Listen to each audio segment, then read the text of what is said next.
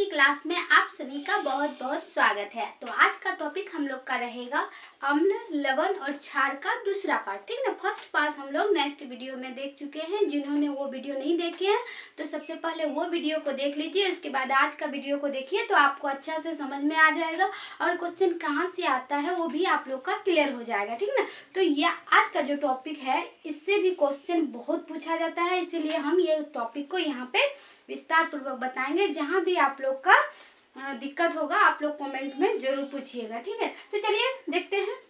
देखिए, हम लोग अम्ल, क्षारक इसके बारे में पढ़े थे नेक्स्ट क्लास में। ठीक है, तो आज की क्लास में हम लोग सूचक के बारे में सीटेट में बहुत क्वेश्चन पूछा जाता है। ठीक ना, बहुत घुमा घुमा के यहाँ से क्वेश्चन रहता है, इसीलिए इसको ध्यान से सुनिएगा और समझने का प्रयास कीजिएगा। ठीक ना, तो सबसे पहले सूचक जो होता है वो 3 प्रकार के होता है। ठीक ना, कितने प्रकार के होता है? 3 प्रकार के।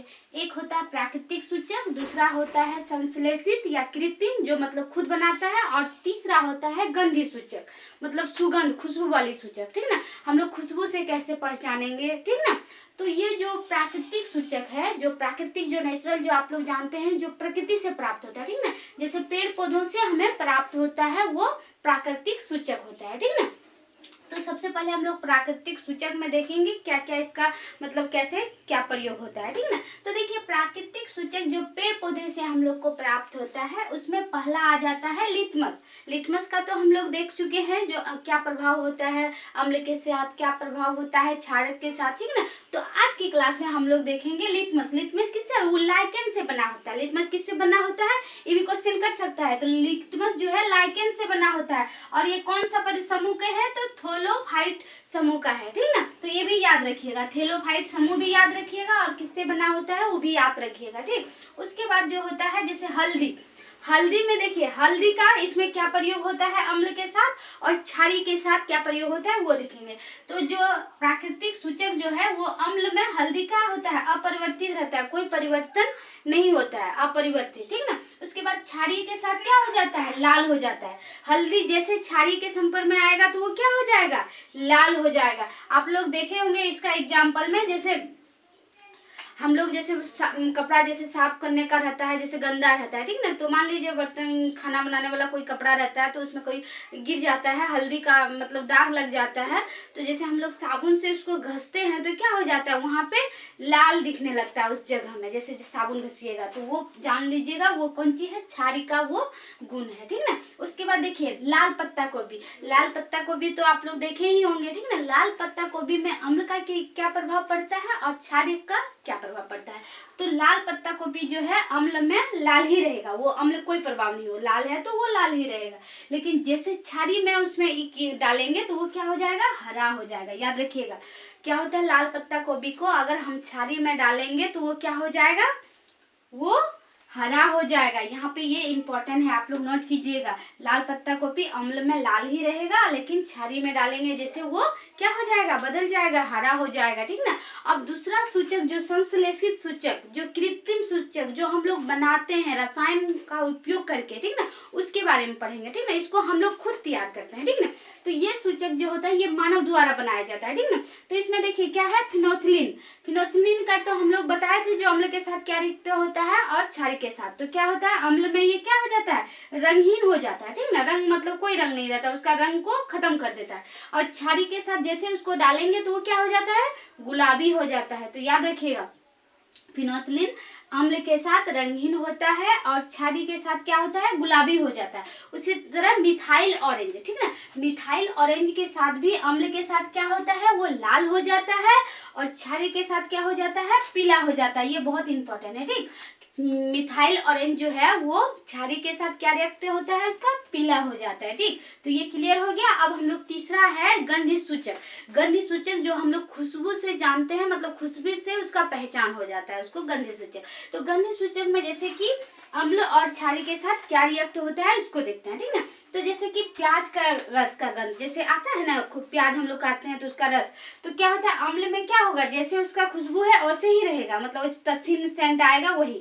लेकिन जैसे ही क्षारी में उसको डालिएगा तो उसका गंध क्या होगा? खत्म हो जाएगा, कोई गंध नहीं आएगा। ठीक ना, वो गंध समाप्त हो जाएगा, ठीक, याद रखिएगा। उसी तरह वेनिला में क्या होगा, अम्ल में तो उसका समान ही रहेगा, जैसे है वैसा ही रहेगा, लेकिन जैसे ही क्षारी में डालेंगे उसका जो खुशबू है वो क्या हो जाएगा, खत्म हो जाएगा, तो पता चल जाएगा ये इस चीज क्षारीय है, ठीक ना। उसी प्रकार फिर लौंग का तेल, लौंग तेल का भी खुशबू होता है, लेकिन वो अम्ल में क्या होगा, वो समान नहीं रहेगा, जैसा खुशबू है वैसे ही रहेगा, लेकिन जैसे हम उसको क्या करेंगे, क्षारी में उसका कहीं पे उपयोग करेंगे तो वो क्या हो जाएगा, उसका जो खुशबू है वो गायब हो जाएगा, मतलब जो खुशबू आ रहा था क्षारी में उसको डालेंगे तो वो गायब हो जाएगा, ठीक ना। तो याद रखिएगा लौंग का तेल का क्षारी के साथ क्या प्रभाव पड़ता है और अम्ल के साथ क्या प्रभाव पड़ता है। इसमें जो भी हम लोग तीनों देखे, तीनों बहुत बहुत इंपॉर्टेंट है, इसलिए इसको अच्छा से अपना कॉपी में सजा के रखिएगा और दोबारा इसको बार बार देखते रहिएगा, जैसे आपका सेट मन दिमाग में सेट हो जाए, ठीक ना। उसके बाद इससे एगो क्वेश्चन आता है यहाँ पे, जैसे